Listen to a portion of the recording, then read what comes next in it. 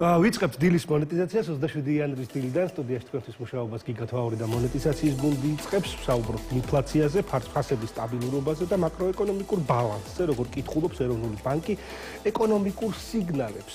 მივესალმებით თამთა სოფრომაძეს, სების მაკროეკონომიკისა და სტატისტიკის დეპარტამენტის ხელმძღვანელს. თამთა, ძალიან დიდი მადლობა გადაცემაში მონაწილეობისთვის.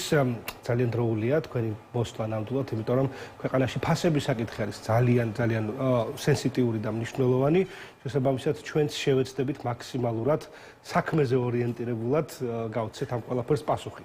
როგორ აფასებს ეროვნული ბანკი დღეს ინფლაციის მიმდინარე დონეს, მის ძირითად მამოძრავებელ ფაქტორებს და რა როლი აქვს შიდა მოთხოვნას იმპორტირებულ ინფლაციას და მოლოდინებს ფასების დინამიკაში. მოგესალმებით, ასევე მივესალმებით თქვენს მაყურებელს. დიდი მადლობა მოწვევისათვის. რაც შეეხება ინფლაციას და თუ როგორ აფასებს ამას ეროვნული ბანკი, 2026 წლისათვის ეროვნული ბანკის პროგნოზით ინფლაცია საშუალოდ 3.5% იქნება. ძირითადად ინფლაციის დონის შემცირებას დაახლოებით 2026 წლის მეორე კვარტალიდან გაზაფხულიდან ველოდებით. როგორც მოსალოდნელი იყო, ჩვენ არაერთხელ აღგვინიშნავს ის, რომ 2025 წელს ინფლაციამ გარკვეულწილად გადააჭარბა 3.3%-იან მაჩვენებელს და საშუალოდ 2025 წელი რომ შევაჯამოთ, ინფლაცია 3.9% იყო, თუმცა ინფლაცია უკვე ნორმალიზება დაიწყო, ეტაპობრივად მცირდება და ჩვენი მოლოდინი არის, რომ 2026 წელს 3.5% იქნება. ეხლა რაც შეეხება იმას, რომ თუ რა არის მთავარი მამოძრავებელი ძალა ამ ინფლაციას და რასშია ყველაზე დიდი წვლილი.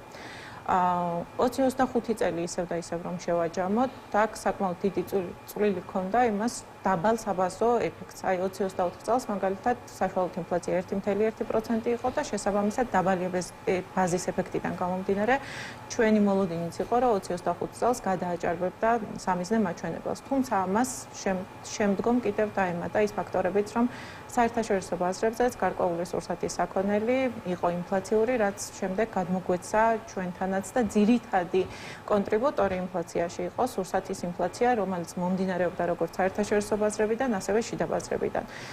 რაც შეეხება ინფლაციურ მოლოდინებს, ეს არის ერთ-ერთი ყველაზე მნიშვნელოვანი ფაქტორი. ასევე ხო ლოგიკურად მეორე შეკითხვაზე გადავდივართ, რას ნიშნავს ფასების სტაბილურობა თვითონ ტერმინი ეროვნული ბანკისთვის და როგორ უყურებთ საშუალოვადნიან პერსპექტივაში ინფლაციის ნიშნულს. თქვენ განაცხადეთ, რომ 3.5% იქნება დაახლოებით წლის ბოლოს, თუმცა მეტი ინფორმაცია გვინდა ამასთან დაკავშირებით.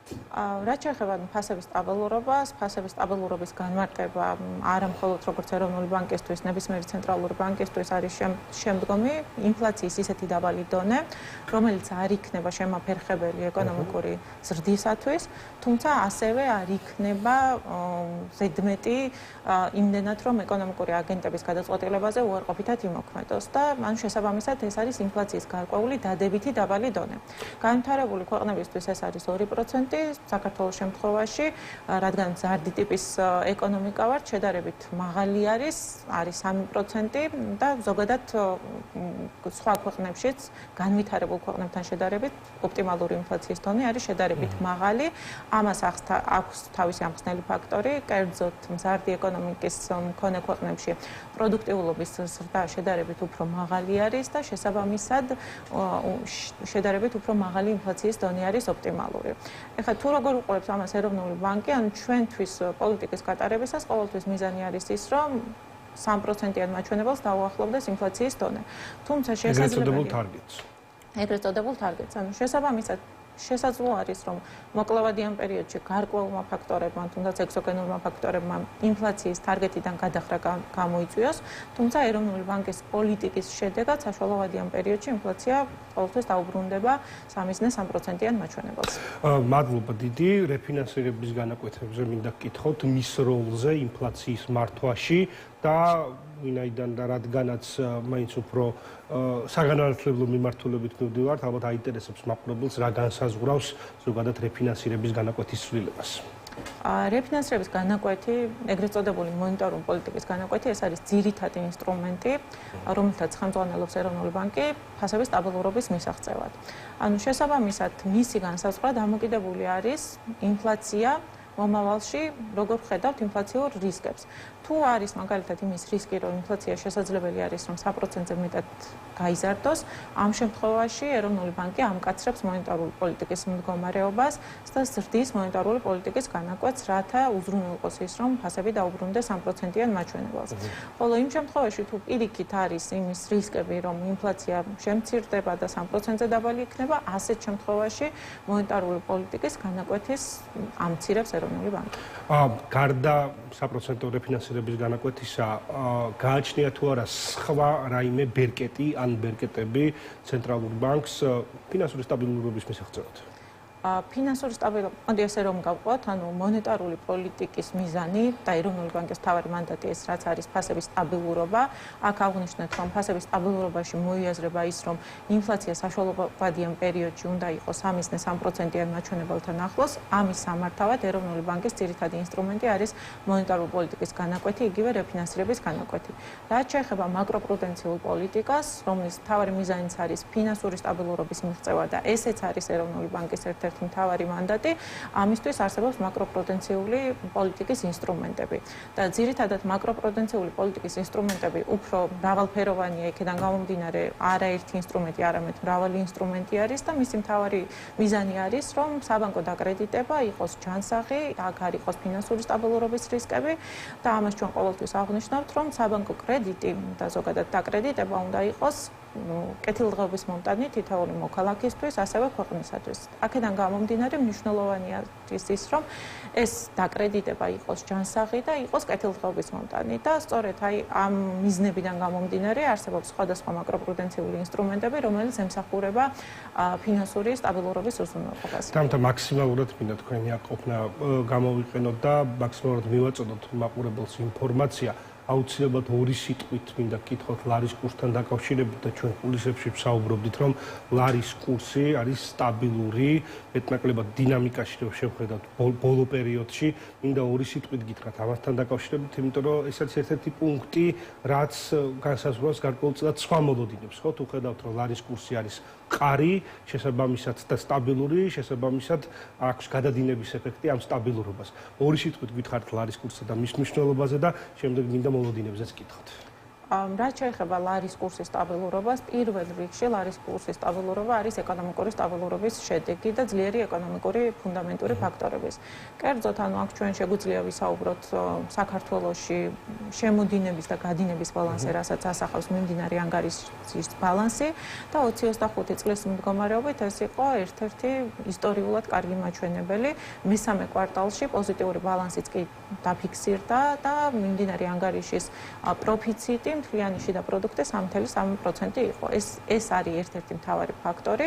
მეორე მთავარი ფაქტორი ასევე, რასაც ძალიან დიდი ყურადღება ექცევა და განაპირობებს ასევე ლარის კურსის სტაბილურობას, არის ის, რომ თუ როგორი არის ნდობა ეროვნული ვალუტის მიმართ.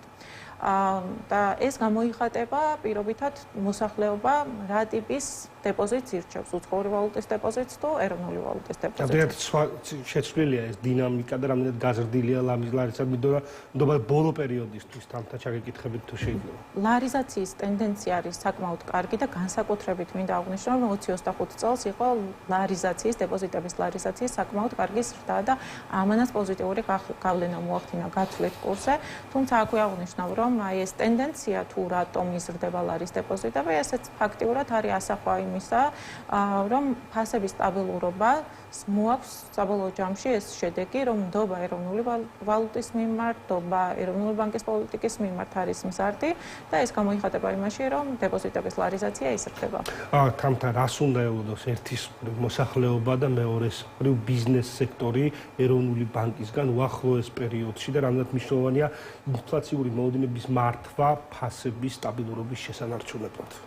ინფლაციური მოლოდინების მართვა ფასების სტაბილურობისთვის არის ერთ-ერთი ფუნდამენტური ფაქტორი. ანუ შესაბამისად ჩვენ ეროვნული ბანკის მხრიდან ყოველთვის ვამახვილებთ ამაზე ყურადღებას. გვაქვს სხვადასხვა ინდიკატორები, რომ მონიტორინგი გაუწიოთ ინფლაციურ მოლოდინებს. კითხვარის მიხედვითაც იკვეთება ის, რომ ინფლაციური მოლოდინები საკმაოდ დაბალ დონეზე ნარჩუნდება. ასევე ყველაზე კარგი ინდიკატორი ამისა არის საბაზო ინფლაცია და მომსახურების ინფლაცია. საბაზო ინფლაცია დეკემბრის მდგომარეობით საკმაოდ დაბალ დონეზე მაღაზიარი და 1.6% იყო და აქვე აღნიშნავ, რომ მთელი წლის განმავლობაში 3%-ზე დაბალი ნარჩუნდებოდა და ასევე მომსახურების ინფლაციაც, რომელიც დეკემბრის მდგომარეობით 2.5% იყო.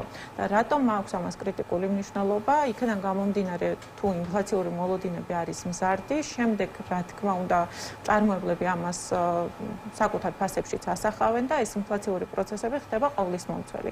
თუმცა ჩვენ რასაც ვაკვირდებით, ჩვენი შეფასებით, ინფლაციური მოლოდინები ნარჩუნდება სტაბილურად დაბალ დონეზე. გადაცემის დასაწყისშიც აღნიშნე ის, რომ ინფლაცია, რომელიც დეკემბრის მდგომარეობით 4%-მდე შემცირდა წინა პერიოდებში შედარებით მაღალი იყო, ეს ძირითადად მომდინარეობდა ერთჯერადი ფაქტორებისგან, ასევე სურსათის ინფლაციისგან, რომელსაც განაპირობებდა როგორც შიდა, ასევე ეგზოგენური ფაქტორები.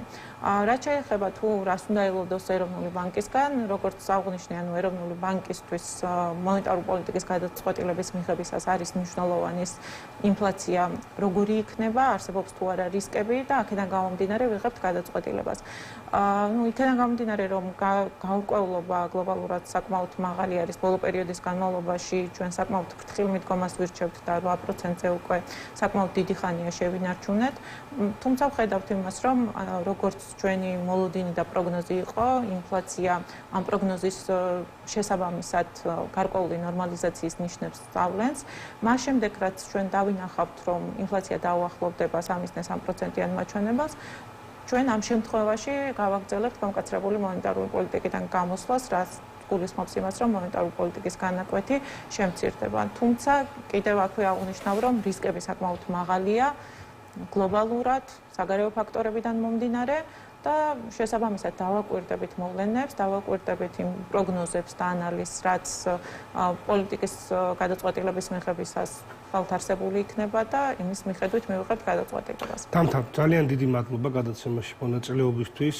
გეტყვით აქვე, რომ ძალიან მნიშვნელოვანია თქვენი ჩართულობა მედიაში ზოგადად, ვინაიდან მოსახლეობას მივაწოდოთ ინფორმაცია ეროვნული ბანკის ხედვაზე, რა თქმა უნდა, შესაბამისად შევქმნათ ადეკვატური მოლოდინი მოსახლეობაში. ძალიან დიდი მადლობა გადაცემაში მონაწილეობისთვის. შევახსენებ ჩვენს ტელემაყურებელს თამთა სოფრომაძე, სების მაკროეკონომიკისა და სტატისტიკის დეპარტამენტის ხელმძღვანელი იყო ჩვენი გადაცემის პირველი ბლოკის სტუმარი. დაგველოდეთ ძალიან საინტერესო მეორე ბლოკით დაგიბრუნდებით.